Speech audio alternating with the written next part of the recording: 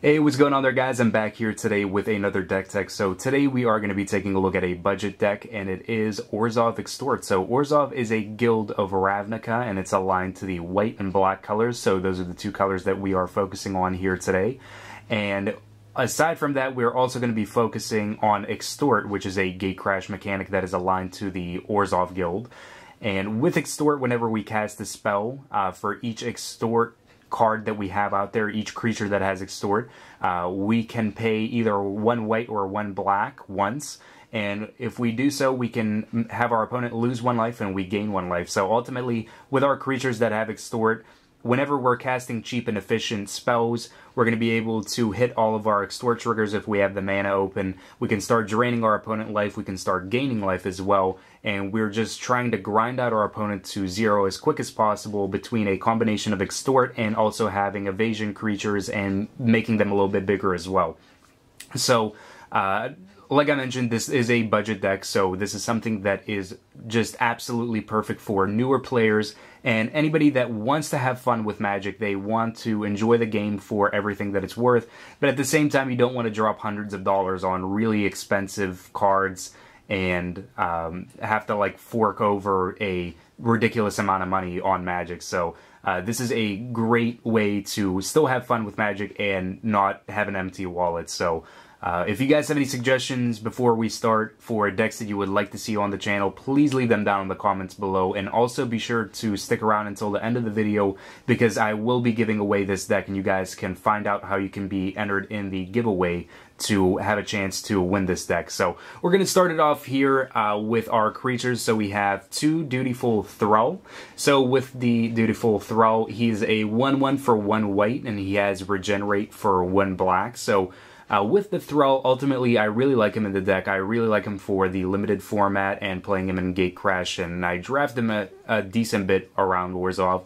But with him, I like to have him up against the aggro matchups where you can have him on the board, you can keep him back, and you can keep 1 black mana open, and you can assure yourself that that one big, huge creature that your opponent has isn't going to be getting through unless they have Trample or something like that. But ultimately, it's just an easy way to have a blocker that's going to sit back. You can regenerate him, and you can keep him on the board. Also, up against decks that have a lot of removal or board wiping effects, we can keep him around by having the regenerate open, and we can assure ourselves, even if the rest of our creatures get destroyed, that the Thrull is still going to stick around. We also have a playset of Thrull Parasite. So the Thrull Parasite is another 1-drop card. He's a 1/1 for 1 black and has Extort, and he also has another ability where we can zap him, pay 2 life, and remove a counter from target non-land permanent. So if our opponent has things like Planeswalkers or anything that we want to take counters off of, we can very well do so. But basically, the biggest thing about the Thrull Parasite was that it's a really cheap and efficient card. We can drop it turn 1. If we go turn 1 Swamp, we can play the Thrull Parasite, and then from there, we can have a Extort creature on the board, and we can play into all of our Extort triggers a lot easier by just having cheap things on the board really, really early on. So we have the Thrull Parasite, we have Tithe Drinker. So the Tithe Drinker is a 2/1 for 1 white and 1 black with lifelink and Extort. So the lifelink makes it really awesome if we're able to throw on something like Dark Favor, where Dark Favor gives the creature +3/+1. We can have a pretty huge lifelink creature, but ultimately it's another Extort creature, so it's efficient. We can drop it turn 2 if we hit like turn 1 Orzhov Guildgate and then a Swamp or a Plains on turn 2, or if we just go turn 1 Swamp or Plains and then turn 2 hit Plains or Swamp in whichever order. So ultimately the Tithe Drinker, it does have a little bit of a extensive cost for having a 1 white and 1 black on turn 2, but at the same time, if you have any fixing, if you start going into getting dual lands for this deck, and you start getting some of the more expensive lands, then it'll help out with getting more consistent drops with the Tithe Drinker on turn 2. We also have Basilica Screecher. So the Screecher is a 1/2 for 2 with flying and Extort. So with the flying, it's going to be another favorable card where we can drop the Dark Favor, we can make it a 4/3 creature with flying and extort. We can swing in and bash our opponent for a lot of life each turn, and again, extort just makes it awesome. We're able to make our opponent lose some life and we can gain back some life. We also have a playset of Kingpin's Pet, so another flying creature. He's a little bit more expensive than the Basilica Screecher, but at the same time he has a 1 more power than the Basilica Screecher as well, so he's a 2/2 for 3 with flying and extort. So again, evasion's good, extort's always good for us. And then we have a playset of Vampire Nighthawk. So Vampire Nighthawk is probably like one of my most favorite creatures out of this deck, even though it doesn't have extort. But it's a 2/3 creature for 3, 1 generic and double black. And he has flying, death touch, and lifelink as well. So he's probably my most favorite card to throw Dark Favor on, just because he becomes a 5/4 flying creature with lifelink and also death touch. So if your opponent has small creatures, you can keep the Nighthawk back and assure that those creatures aren't going to be swinging in just because the Nighthawk's so big. But at the same time, the Nighthawk can swing in for 5, you gain back 5 life as well, so that's always really awesome. Even with nothing attached to the Vampire Nighthawk in terms of enchantments, he's always just really awesome. He can just sit there and be removal, and he can just swing in and gain you back some life and deal some damage pretty easily with that flying. Now we're moving away from the creatures, we're moving into the other spells that we have. So I have 2 Smite, so destroy target blocked creatures. So if we have creatures on the board that are not attacking or came in the previous turn of ours, we can keep the 1 white mana open, and if our opponent swings with something big like Angel of Serenity or Thrag Tusks or something that we can't block and get rid of really easily, we can use our Smite and we can block with one of our creatures and then destroy the blocked creatures. So ultimately we can get around big obstacles that our opponent may try to drop on the board. We also have 3 Orzhov Charm for some more removal as well. So the Orzhov Charm is 1 white and 1 black, and we can either choose to return target creature we control and all auras attached to it to its owner's hand, which sometimes may come in and be relevant if we're playing up against control in game 1 and we want to have one of our creatures survive. Rather than having it go to the grave, we can use Orzhov Charm and put it back into our hands. We can destroy target creature and lose life equal to its toughness, which is fairly relevant. That's the biggest thing that I use the Orzhov Charm for, just getting rid of cards that we don't want on the board and we don't want our opponent to control. Or we can return target creature card with converted mana cost 1 or less from our graveyard to the battlefield. Sometimes relevant if we want to bring back like Dutiful Thrull if it got destroyed. We can bring that back and use it for the regenerate and blocking other creatures, so that's always a possibility as well. We have 2 Oblivion Rings, so it's a 3-cost enchantment, 2 generic, 1 white. Enters the battlefield, we exile another target non-land permanent, and whenever it leaves the battlefield, return the exiled card to the battlefield under its owner's control. So for 3 mana, we can get rid of creatures, planeswalkers, anything that our opponent has, enchantments, artifacts, anything that may pose to be a threat. We have 2 Lingering Souls, so for 3 mana, we put 2 1/1 white spirit creature tokens with flying onto the battlefield, and then it also has a flashback cost for 1 generic and 1 black, so it's pretty nice for us. We have the Lingering Souls, which we can cast, and then we may be able to hit like 1, maybe 2 extort triggers, but then the second time around where we cast it for its flashback cost, we may be able to hit into more extort triggers that we have open. So Lingering Souls is always awesome. It provides blockers for us or even more attackers that have flying. We have 3 Dark Favor, so with the Dark Favor, it's a 2-cost enchantment, and whenever it enters the battlefield, we lose 1 life, and the enchanted creature gets +3/+1, making our flying creatures really awesome, really sturdy, and can just provide a huge punch to our opponent. And at the same time, it makes our Vampire Nighthawk really awesome as well because of that lifelink. So the Dark Favor all around just makes big creatures, and the only drawback is losing 1 life. We also have a playset of Gift of Orzhova. So with Gift of Orzhova, it's a 3-cost enchantment, and it's 1 generic and double hybrid white or black, so we can either pay white or black for it. And the enchanted creature that we choose to enchant is going to get +1/+1, and it's going to have flying and lifelink as well. So we can throw it on creatures like the Basilica Screecher if we want to give it lifelink, the Kingpin's Pet if we want to give it lifelink as well, the Tithe Drinker, and it's going to have flying and lifelink.